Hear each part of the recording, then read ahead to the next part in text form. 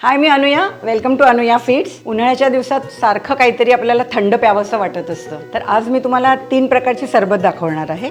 करूया सुरुवात. चला.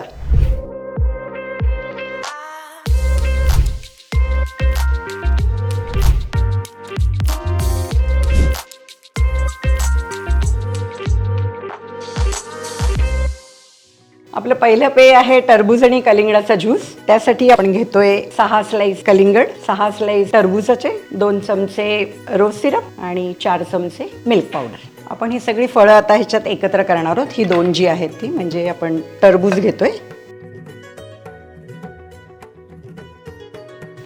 6 स्लाइस कलिंगडाचे,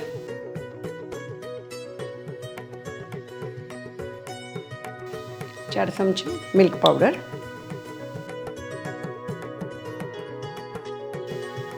2 चमचे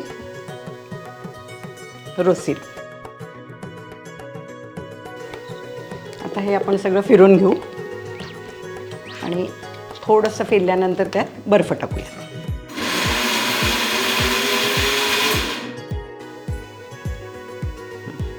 आता आपण ह्याच्यात थोडा बर्फ टाकून घेऊयात.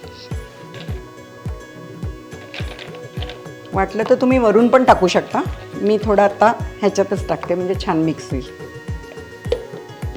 आता परत एकदा फिरून घेऊया.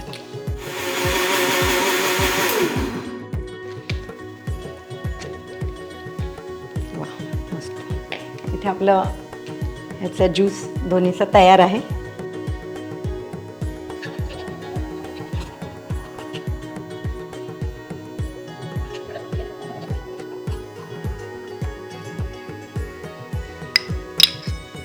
त्यावर डेकोरेशनसाठी आपण कट केलेलं टरबूज टाकूया.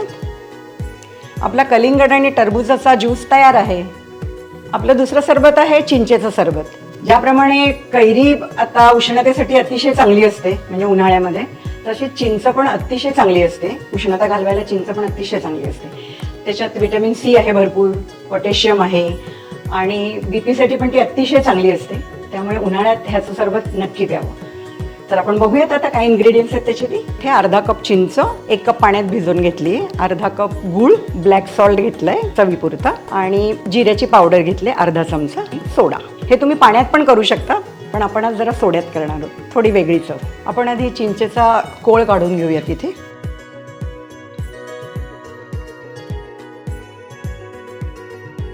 मी इथे हातानेच करते जरा ते.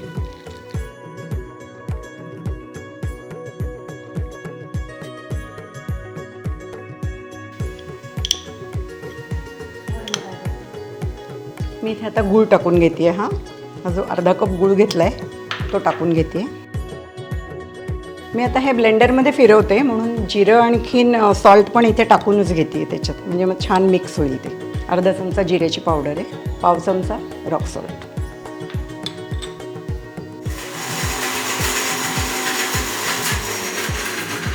मी हे ब्लेंडरमधनं फिरवून घेतली आहे चिंच आणि गूळ. तर आता आपण ह्याच्यात बर्फ टाकून ग्लास तयार करूया.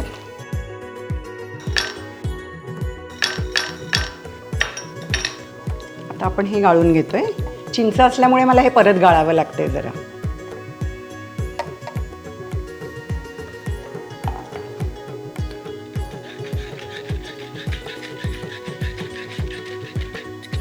तीन चमचे असा हा मी ज्यूस घेतलाय.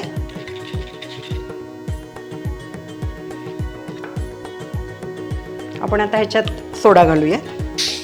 तुम्ही पाणी पण घालू शकता, पण सोड्याने जरा अशी वेगळी चव येते छान.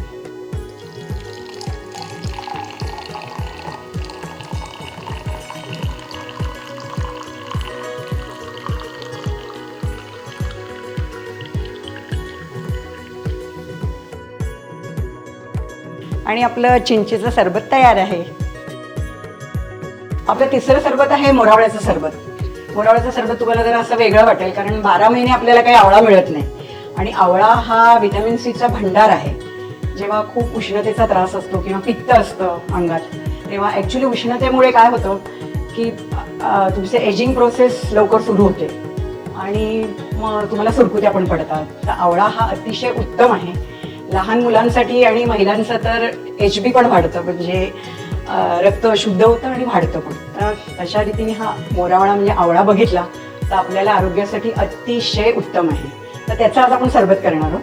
तर आपण इन्ग्रेडियंट्स बघूया. चला, मोरावळ्याच्या सरबतासाठी मी इथे घेते मोरावळा, गुलकंद, रॉक सॉल्ट, जिरा पावडर आणि सब्जा. आपण मोरावळ्याच्या सरबतासाठी इथे हा जो मोरावळा आहे हा मोरावळा मी घरीच केलेला आहे.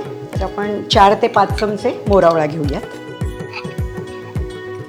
1 चमचा गुलकंद घेऊयात. गुलकंद पण थंड असतो छान.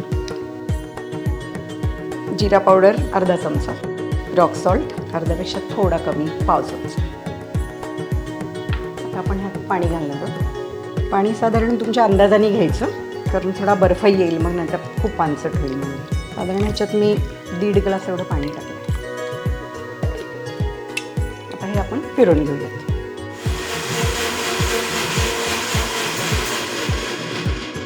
आपण आता मोरावळ्याच्या सरबताचे ग्लास भरून घेऊया.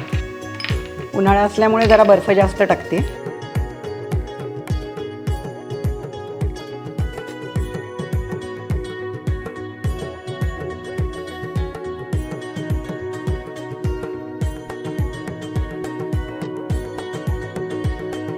आता आपण ह्याच्यात एक एक आवळ्याची फोड टाकून घेऊयात.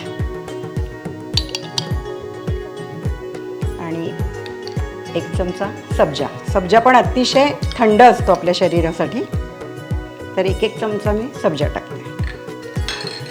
तर इथे असं आपलं मोरावळ्याचं सरबत तयार आहे.